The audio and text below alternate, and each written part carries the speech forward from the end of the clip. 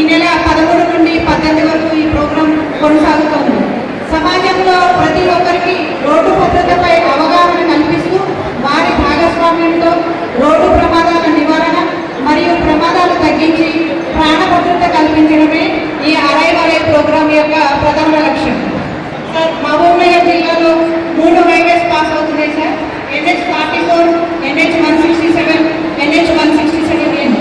టోటల్గా మనకు 162 కిలోమీటర్ల స్ట్రెచ్ ఉంది. 2024లో 30 బ్లాక్ స్పాట్స్ ఉండగా మనము అదర్ స్టేక్ హోల్డర్స్ తోటి అవన్నీ కూడా ఇంప్రూవ్ చేయించేసి